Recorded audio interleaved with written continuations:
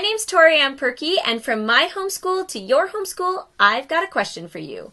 Can grammar make you giggle? Well, if you're like a lot of people, the idea of grammar brings back memories of a high school or elementary school or even a junior high experience that's maybe not so pleasant.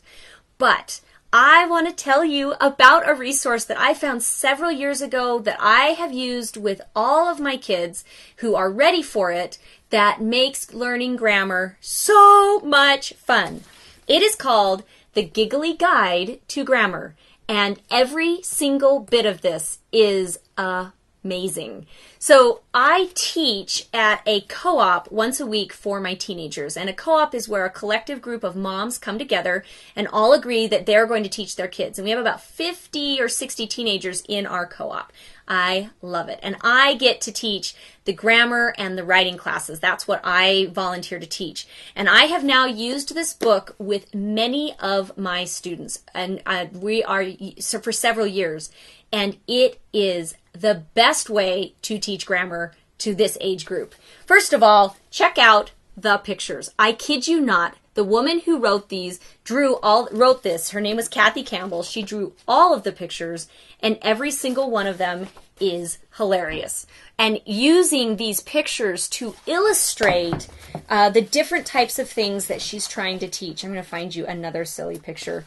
Everybody has these big googly eyes and these buck teeth and all of these really, really funny things.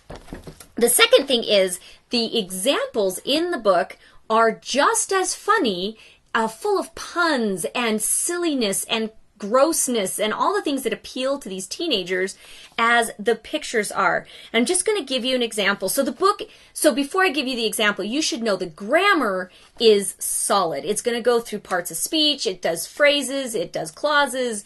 It does, and then later on it gets into fragments and sentence structure. It gets into spelling errors.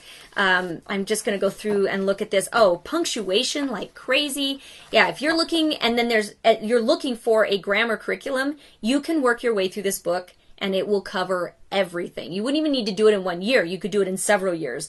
There are exercises, there are writing assignments. I love, love, love, love, love it. But when you're reading it, it's actually fun to read. What are the chances that you could make a grammar book fun to read for the majority of the kids who are going to have to read it? She did it. Okay, so I am just going to randomly pick some examples from the verbs and adverbs sentence. So, for example, she's teaching how adverbs they modify verbs answering the following questions: where, when, how, and to what extent. So here's some of the examples. Here's a when verb. Here's a when adverb modifying the verb. I have a little bump here on my lip. Okay, maybe not super funny, but then listen to this.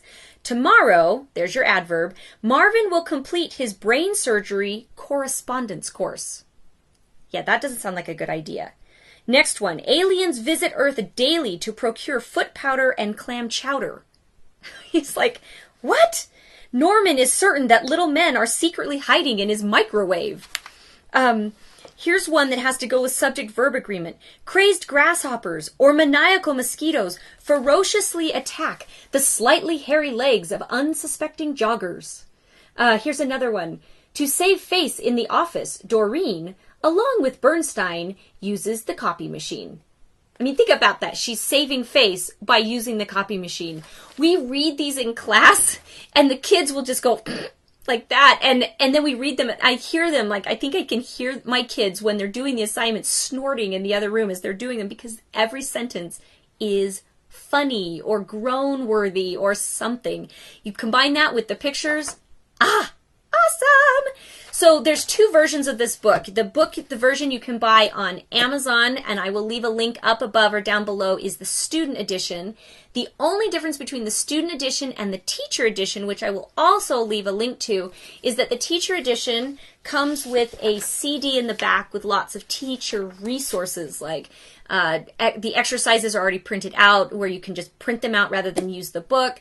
There's PowerPoint presentations, pages with just the graphics, things like that make it easier as a teacher to use. And also, and this one's fascinating to me, the teacher answers are not in the book.